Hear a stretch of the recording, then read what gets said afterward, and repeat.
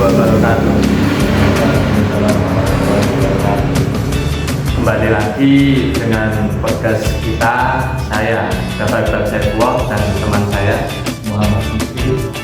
Di sini kami akan berpodcast tentang sejarah Al-Quran pada masa Bani Umayyah terkait dengan matkul tarikh Al-Quran. Ya, langsung saja kepada Mas Fikri, nanti apa yang saya pertanyakan nanti bisa dibahas oleh Mas Fikri. Yang pertama yaitu pertanyaan saya terkait dengan masa Bani Umayyah. Mesti beberapa orang itu tahu terkait dahulu itu pernah mempelajari tentang Bani Umayyah itu apa, kemudian sejarahnya itu apa, pemimpinannya itu siapa saja. Kemudian pada matkul tarikh Al-Quran ini saya akan bertanya bagaimana kondisi sosial dan politik pada masa pemerintahan Bani Umayyah yang mempengaruhi penyebaran Islam. Begitu Mas Fikri. Ya baik, terima kasih pertanyaannya. Jadi kondisi sosial dan politik pada masa pemerintahan Bani Umayyah, yaitu yang pertama kebijakan pemerintahan Bani Umayyah yang dimulai dengan pemerintahan Muawiyah I pada tahun 661 Masehi. Setelah peristiwa Perang Siffin dan berakhir pada tahun 750 Masehi dengan runtuhnya dinasti Umayyah akibat pemberontakan Abbasiyah, dikenal dengan kebijakan yang bersifat pragmatis dan otoriter.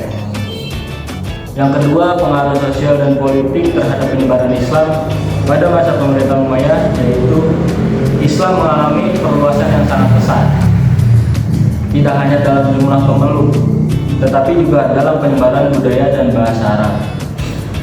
Sebagai bagian dan strategi ekspansi, dinasti Umayyah berusaha untuk menjadikan Islam sebagai identitas utama di seluruh wilayah kekuasaan mereka. Salah satu cara yang dilakukan adalah dengan mendirikan masjid dan pusat-pusat pendidikan yang menyebarkan ajaran Al-Quran. Yang ketiga, peran Al-Quran dalam pemerintahan Umayyah. Di sini Al-Quran berperan sangat penting sebagai wahyu yang diturunkan oleh Allah kepada Nabi Muhammad SAW, memiliki posisi yang sangat penting dalam kehidupan umat Islam pada masa Bani Umayyah. Meski demikian, pada masa ini Al-Quran digunakan tidak hanya sebagai petunjuk hidup, tetapi juga sebagai simbol ideologis yang mendukung kekuasaan politik. Seperti itu mungkin kondisi sosial dan politik pada masa pemerintahan Bani Umayyah. Ya, jadi begitu terkait penyampaian dari Mas Fikri tadi terkait beberapa opsi kondisi sosial dan politik pada masa pemerintahan Bani Umayyah itu bagaimana, kemudian pengaruh tentang penyebaran Islam itu bagaimana. Kemudian pertanyaan saya selanjutnya yaitu apa langkah-langkah yang diambil Khalifah Utsman dalam standarisasi mushaf pada saat itu, Mas? Jadi langkah-langkah standarisasi mushaf Al-Quran pada masa Khalifah Utsman, yaitu kebijakan Khalifah Utsman untuk melakukan standarisasi teks Al-Quran merupakan langkah yang sangat penting dalam menjaga integritas dan keaslian Al-Quran.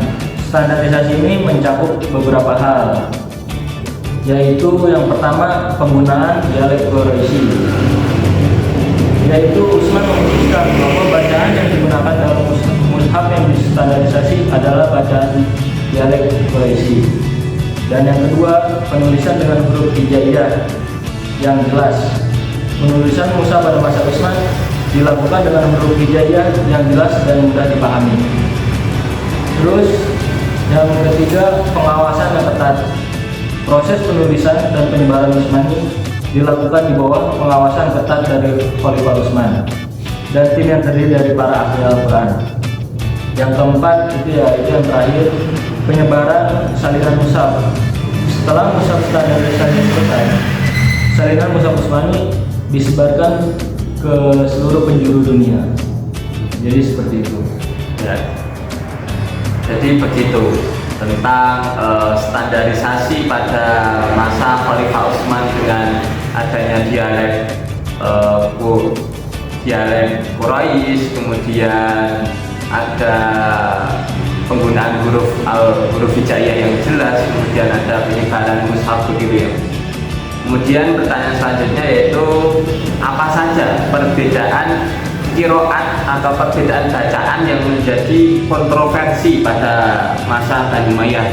Ya, perbedaan pembacaan qiraat yang menjadi kontroversi pada masa Bani Umayyah yaitu di antara contoh perbedaan bacaan yang muncul adalah perbedaan dalam pengucapan huruf-huruf tertentu, kayak penggunaan harokat tanda baca yang tidak konsisten dan penambahan atau pengurangan beberapa kata dalam ayat.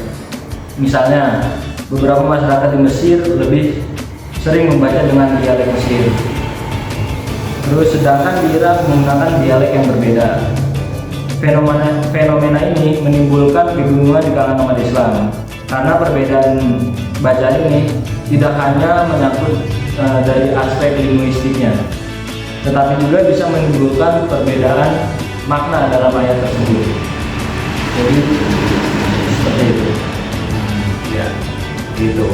Jadi ini mungkin pertanyaan terakhir saya begitu Mas, terkait mungkin pada masa Bani Umayyah tersebut, yaitu apa kontribusi ulama seperti Al-Hasan Al-Basri dan Ibnu Abbas dalam pengembangan ilmu tafsir pada masa tersebut? Dari yang saya ketahui ya, kontribusi dari seperti ulama Al-Hasan Al-Basri, yaitu meskipun tidak sepenuhnya dapat bebas dari tekanan politik, terus memberikan kontribusi besar dalam penafsiran Al-Quran dan memastikan bahwa pesan-pesan dan moral dan ajaran spiritualnya tetap dipertahankan. Seperti itu. Ya. Dan ini menjadi terakhir pada podcast kali ini ya Mas, terkait apa saja mungkin kebingungan para penonton terkait apa sih pada masa Bani Umayyah itu Al-Qurannya gimana sih, atau bagaimana karakteristiknya, kemudian apakah ada kontroversi, kemudian apa kontribusi ulama-ulama pada zaman masa Bani Umayyah tersebut gitu ya Mas. Ya, cukup sekian dari podcast kami kali ini. Apabila ada kesalahan, apabila ada tutur kata yang kurang baik, kami mohon maaf. Akhirul kalam, billahi taufiq wal hidayah. Wassalamualaikum warahmatullahi wabarakatuh.